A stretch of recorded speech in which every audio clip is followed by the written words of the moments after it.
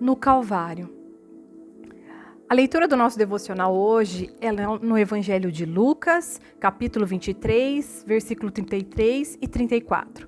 E quando chegaram ao Calvário, ali o crucificaram, e aos criminosos, um à sua direita e outro à sua esquerda.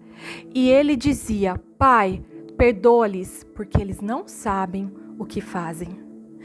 Imagine que você faz parte da multidão lá em Jerusalém naquele dia. O clima estava pesado, carregado e tumultuado. Pela via dolorosa se vê um homem exausto e desfigurado pela tortura que já havia sofrido. Lá está Jesus, carregando o instrumento de sua própria morte. Ele não parecia um rei, mas havia uma coroa de espinhos sobre a sua cabeça. No Calvário dava para ouvir o som das marteladas, o som dos pregos perfurando a sua carne, executando uma sentença.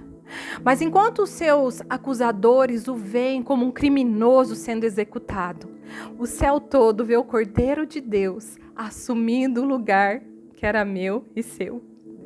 Ele não estava ali por falta de poder, mas por excesso de amor, por nos amar tanto. Ele se entregou. Na cruz do Calvário, Jesus foi desamparado por Deus para nos reaproximar do Pai. Mesmo com os seus pulmões falhando e o corpo já clamando por ar, Jesus usa as suas últimas forças para falar. E o interessante é que ele não amaldiçoa aqueles que estão fazendo mal. Ao invés disso, ele clama: Pai, perdoa-lhes, eles não sabem o que fazem.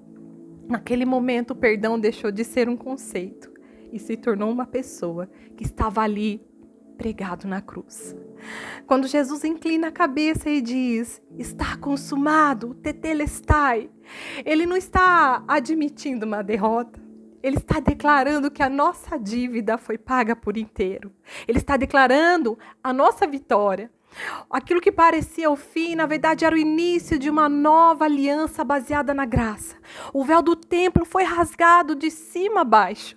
E o caminho para o Pai, que antes estava bloqueado pelo pecado, foi aberto pelo sangue derramado. E hoje nós podemos adentrar a presença do Senhor. Podemos nos achegar diante do trono de graça e misericórdia.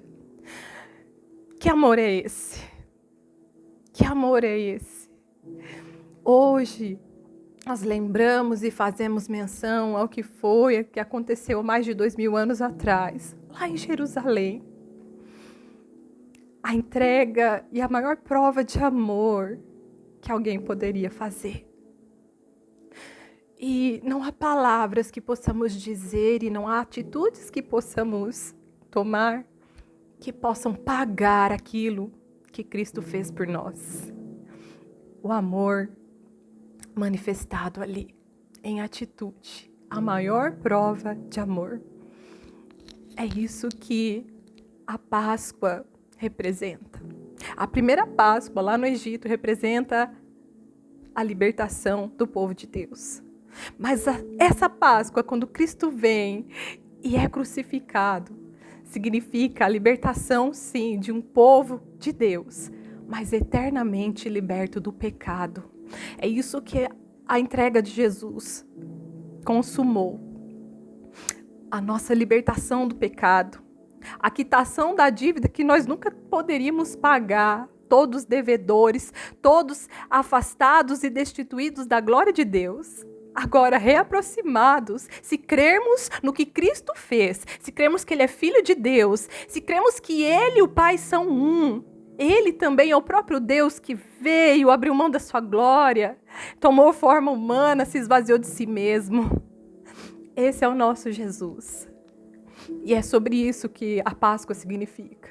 Não é sobre chocolate, não é sobre coelho, não é sobre comércio, mas ela tem um significado espiritual que transcende aquilo que nós podemos expressar em palavras, mas que alcançou a nossa vida e tem alcançado muitas vidas com esse poder, com esse tetelestai que consumou a nossa vitória sobre a morte e o pecado, a morte eterna e o pecado que nos afastava do Senhor. Então hoje eu convido você a se lembrar disso e propagar essa palavra, porque essa é a verdadeira mensagem da Páscoa. Essa é a cruz, a crucificação, Cristo crucificado, é isso que nós pregamos. Mas o Cristo ressurreto também, que nós vamos falar nos nossos próximos devocionais. Mas a gente nunca esqueça que o centro do Evangelho é essa mensagem. Um pai que nos amou tanto, que entregou seu filho, e o seu filho se entregou e se ofertou para que nós tivéssemos vida eterna.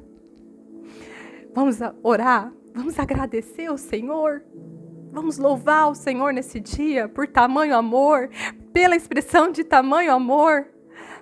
Nós nunca vamos pagar, nós nunca saberemos o preço dos nossos pecados lá na cruz. Custou o sangue precioso do Filho unigênito de Deus. E se isso não é suficiente para nós ofertarmos a nossa vida toda ao Senhor, aos pés dele, e rendermos as nossas vidas, entregarmos e reconhecermos que ele é o nosso único e suficiente Salvador e nada mais precisamos. Ele é o único mediador entre Deus e os homens. Se isso não for suficiente, eu não sei o que mais será necessário. Para mim, é mais do que suficiente. Vamos agradecer ao Senhor? Feche os seus olhos e faça a sua oração de agradecimento. Renda seu coração. Se talvez você ainda não fez essa entrega, crendo que Cristo é o Filho de Deus, o unigênito de Deus que se entregou, crendo no propósito da cruz do Calvário, crendo na sua morte, na sua ressurreição, crendo na sua vinda, que vem buscar aqueles que foram lavados e comprados pelo sangue precioso. Se você ainda não fez isso, essa oração, faça agora. Peça, Senhor, escreve meu nome no livro da vida, perdoa os meus pecados. Senhor, me reconcilia, Jesus, me reconcilia com o Pai de novo, porque por causa do pecado, desde lá do início da criação, Senhor, quando estavam lá no jardim do Éden, Senhor, Adão e Eva, o pecado entrou na humanidade, mas Jesus veio e tirou. Ele é o Cordeiro de Deus que tira o pecado do mundo. Senhor, é nesse Cordeiro que eu creio. Senhor, é nesse Cordeiro que eu creio que ele é o único e suficiente para me salvar. Você pode fazer essa declaração agora. Você está só uma oração de distância da salvação nesse momento, se você ainda não fez essa entrega. Entregue a sua vida. Peça perdão pelos seus pecados. Peça para que o Senhor escreva o seu nome no livro da vida e que você possa viver uma nova vida como filho de Deus, porque só nos tornamos filhos de Deus quando cremos e entregamos a nossa vida ao Senhor Jesus. E você que já tem o Senhor, mas que precisa mais uma vez reconhecer a grandeza do amor de Deus manifestado na cruz, assim como eu. Pai, obrigada por nos amar de tal maneira. Jesus, obrigada por nos amar de uma maneira que se entregou e enfrentou a pior morte que poderia enfrentar. Senhor, a ciência diz que o pior tipo de morte era a crucificação, porque era algo extremamente doloroso, algo totalmente torturador. Jesus, obrigada. Obrigada porque o Senhor foi até o fim e o Senhor se entregou. Em nome de Jesus, eu quero te agradecer. Nós queremos te agradecer por nos amar de tal maneira. Muito obrigada, Senhor.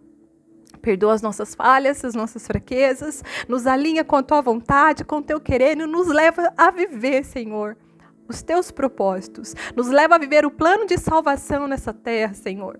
E nos leva a viver com os nossos olhos fixos em ti, Senhor. Que nada venha nos distrair, que nada venha, Senhor, fazer com que venhamos a tirar os nossos olhos do Senhor, que nada venha nos encantar, porque nada nesse mundo aqui é mais precioso do que o Senhor. Tu és o nosso tesouro mais precioso, Jesus. Obrigada.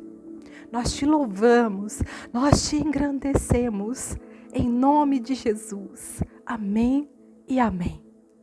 Que Deus abençoe o seu dia, e nesse dia você possa trazer à memória tudo que traz esperança. E essa mensagem da cruz, a mensagem do Evangelho, do poder de salvar, libertar, restaurar, é algo tremendo que deve ser trazido à nossa memória, não só na época da Páscoa, mas todos os dias. E é uma mensagem que deve ser compartilhada não só na época da Páscoa, mas todos os dias. Todos os dias. Deus abençoe a sua vida. Até o nosso próximo devocional, no nome de Jesus. Amém.